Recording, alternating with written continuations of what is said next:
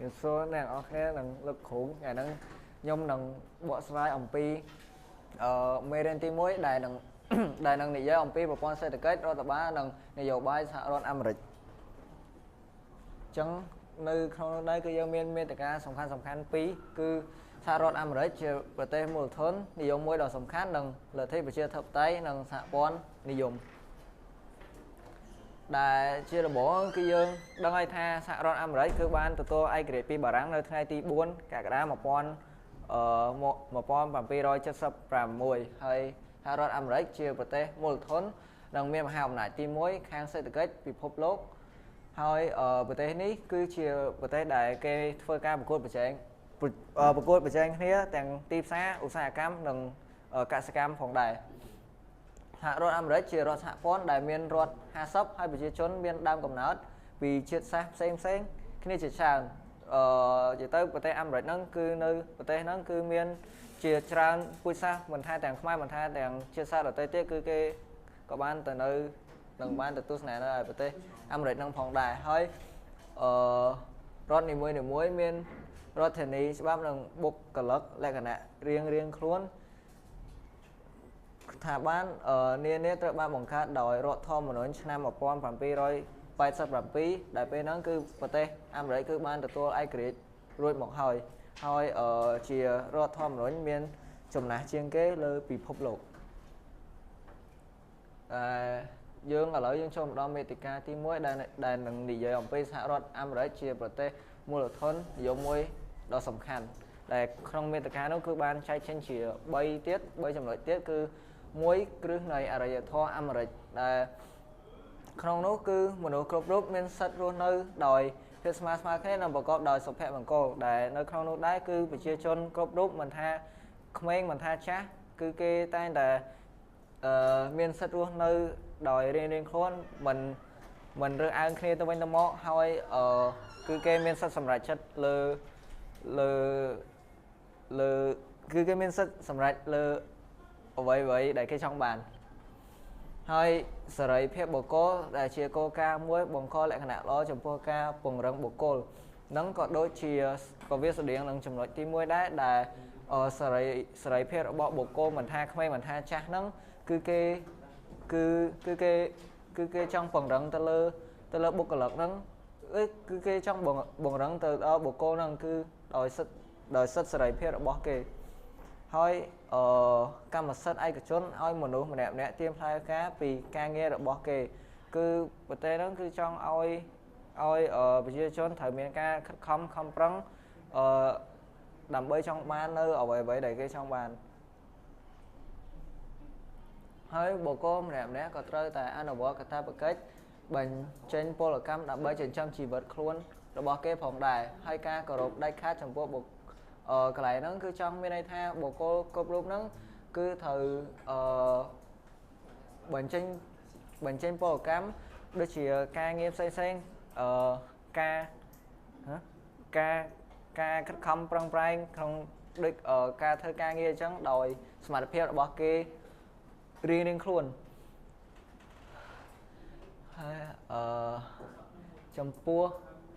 bộ cô chấm lửa lời ca nghe sòng công đằng xạ công chia mía kia luôn nơi sòng công Americ còn láng cho có đằng chi phép sẽ kết Americ cứ ca pro cô trên kia rồi về xạ kia ai cái trốn không ca smile rock phải chấm nổi riêng luôn chẳng bờ tây Americ cứ cái phơ ca pro cô trên kia đôi thì ho chẳng để Tesla đồng Ford cứ cái pro cô trên kia smile rock vậy để thay không ca bằng ca nơi technology thay đã bay bộ trên cái này đại Tesla cứ cái ban bằng ca nơi rốt yôn chỉ tràn hơi Ford có cái ban bằng ca nơi rốt yôn vì lan để pra sáng là hôm một đo lấy cái ở trên từ đó ca pra akisani phòng đại hơi sòng công là bo am rồi cứ sợi phép bo bộ cô còn ca bằng ca xạ kia đại chia đồng lấy sao bó sầm rạp xạ rốt Americ bộ con sẽ được kết nút ai lời bắp ti xá cứ ca vùng rịch ti xá đồng đời ca cầm rịch này và đất năng phật phép ca nghe của đầm bơi dọn xe lời cu bề chơi nắng cứ cái phi dương bằng ca nơi ở vậy để thay ដើម្បីយកឈ្នះនៅគូប្រជែងរបស់គេចូលមកដល់ 1.2 ដែលនិយាយអំពីសម័យកាលនៅសហគ្រាសធំគឺសហគ្រាសអាមេរិកទាំងអស់សម្រេចបាន 80% នៃទឹកប្រាក់ចំនួនរបស់សហគ្រាសអាមេរិកដើមទុនរបស់គេដែលបានមកពីអ្នកចូលហ៊ុនរាប់លានអ្នកនិងអ្នកវិនិយោគដទៃទៀតសហគ្រាសធំបង្ហាញពីចរិតលក្ខណៈនៃប្រព័ន្ធសេដ្ឋកិច្ចអាមេរិកទោះបីជាក្រុមហ៊ុនតូចមានសមត្ថភាពបង្កើតរបៀបថ្មីក៏ដោយក៏ក្រុមហ៊ុនទាំងនោះកិច្ចមិនផុតពីការលេបទៅបាក់របស់ក្រុមហ៊ុនធំដែលមានមរតនដកច្រើនសន្ធឹកសន្ធាប់បានឡើយហើយនេះគឺជាតារាងដែលនិយាយអំពីសេដ្ឋកិច្ចនៅ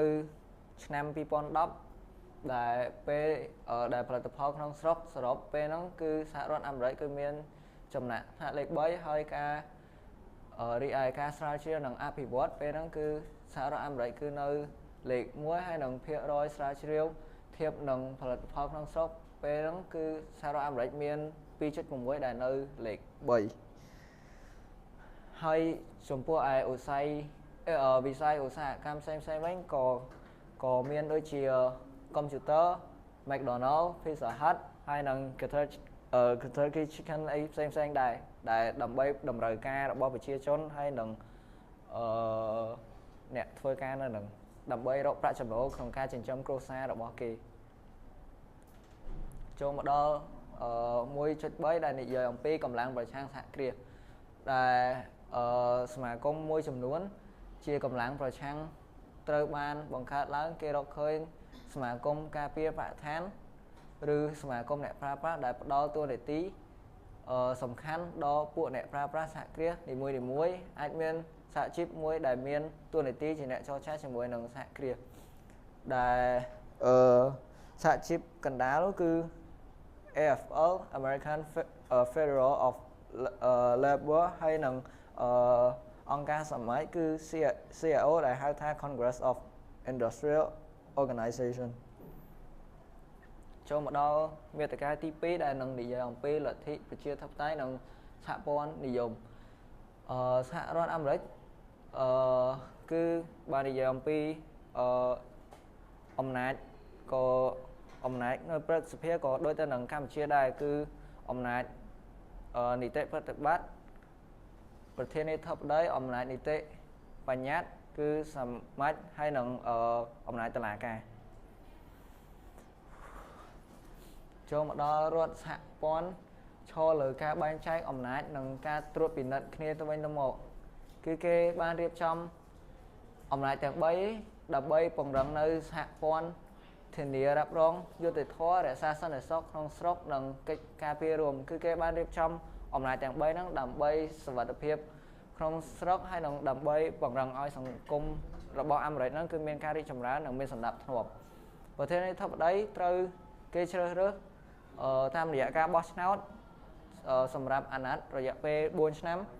ប្រធានាធិបតីនិងព្រឹទ្ធសភាអាចត្រួតពិនិត្យលើគ្នាទៅវិញទៅមកលើផ្នែកខ្លះហើយព្រឹទ្ធសភាពុំអាចផ្ដួលរលំប្រធានាធិបតីបានឡើយប៉ុន្តែអាចបង្កើតសម្ពាធលើប្រធានាធិបតីពីព្រោះព្រឹទ្ធសភាជាអ្នកបោះឆ្នោតសម្រាប់អនុទានឯប្រធានាធិបតីវិញក៏ពុំអាចរំលាយព្រឹទ្ធសភាបានដែរប៉ុន្តែមានសិទ្ធិចំពោះព្រឹទ្ធសភាដែលមិនអនុម័តច្បាប់តាមការស្នើសុំរបស់ប្រធានាធិបតីចឹងយើងចូលមកដល់